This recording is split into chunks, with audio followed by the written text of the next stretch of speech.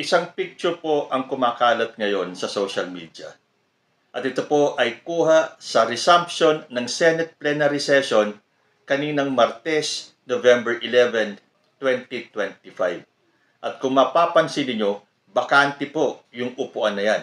At kanino ang upuan na yan? Kay Senator Ronald Bato de la Rosa.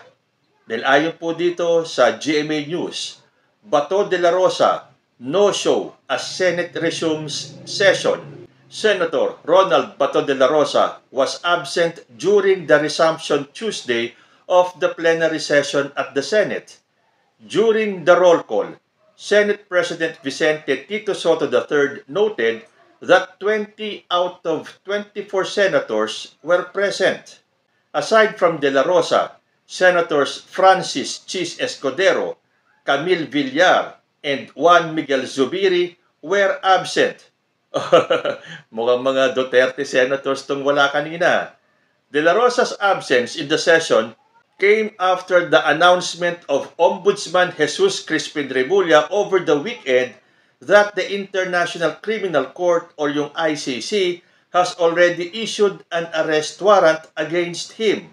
So anong ibig sabihin yan? Nagtatago na si Senator Bato?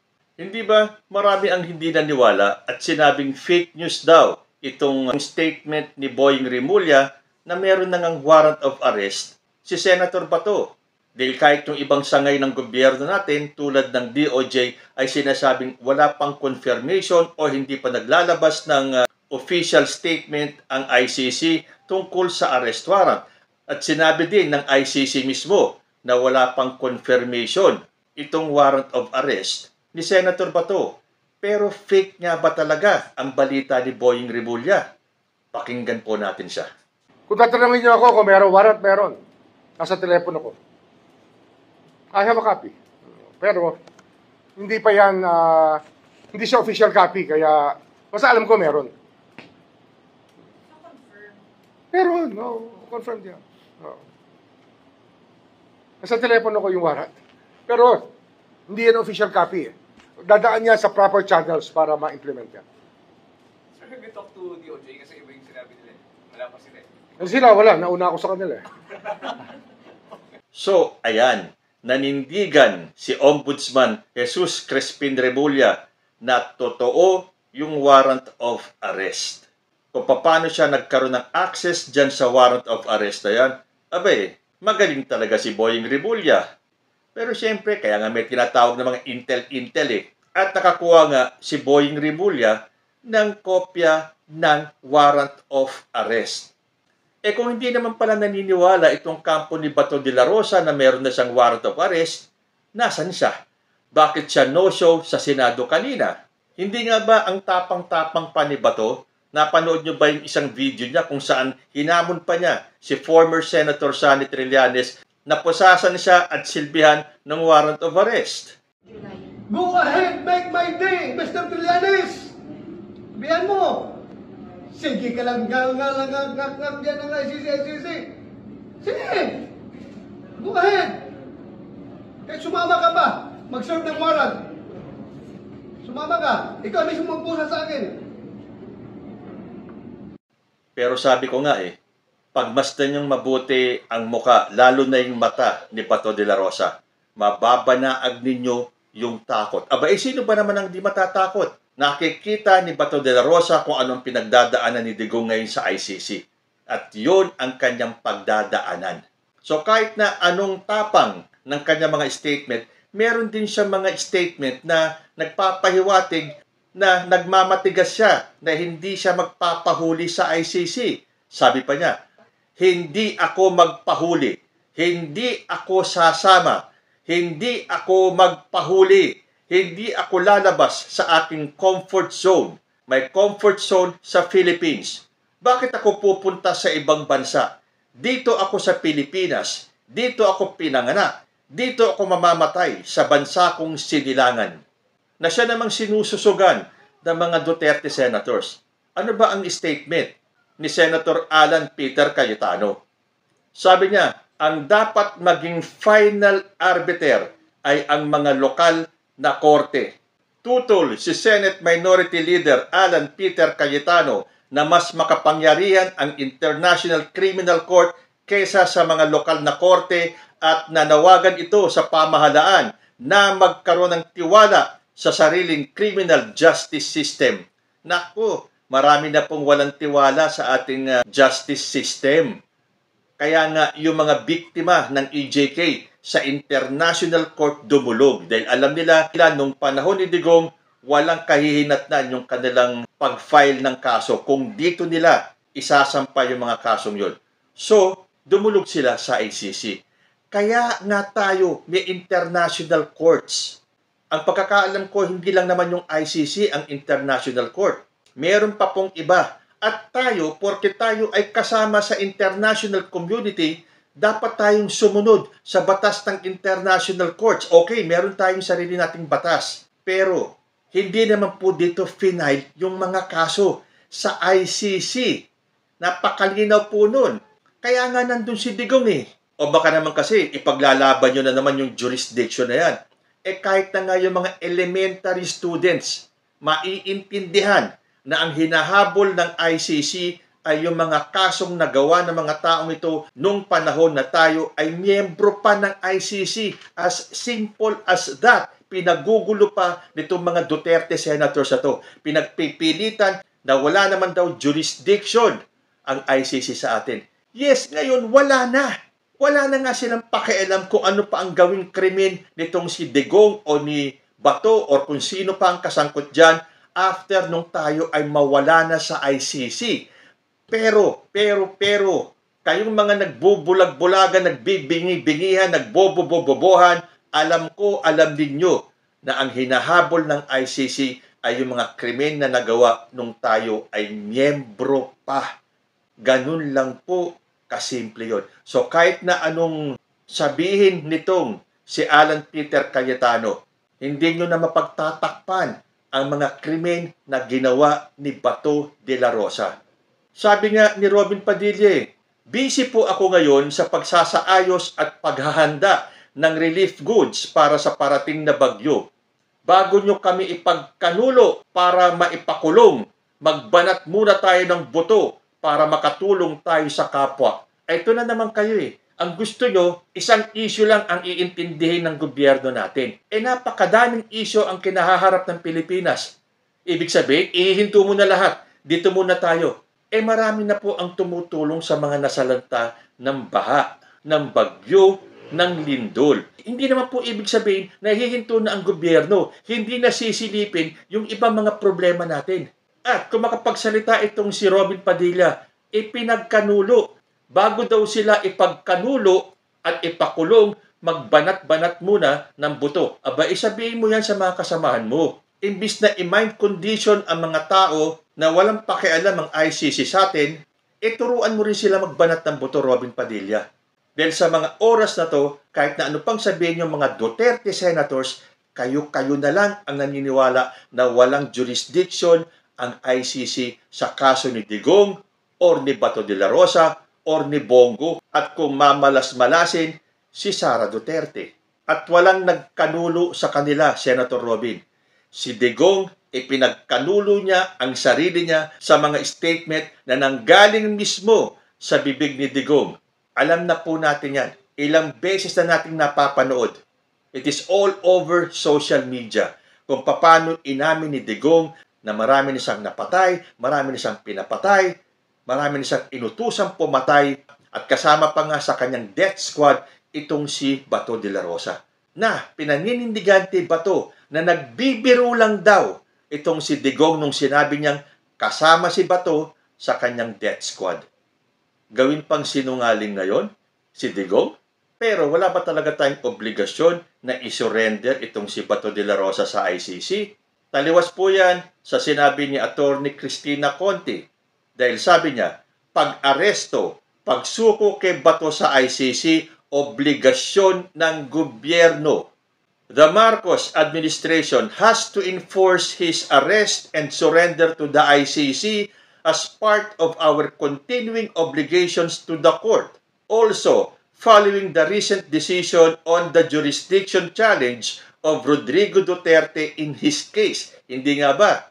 Hinamon pa ng kampo ni Duterte na patunayan ng ICC na meron silang jurisdiction. At naglabas na nga ng desisyon ang ICC na meron pa rin silang jurisdiction kay Digong at sa mga kasamahan nito nung tayo ay miyembro pa ng ICC.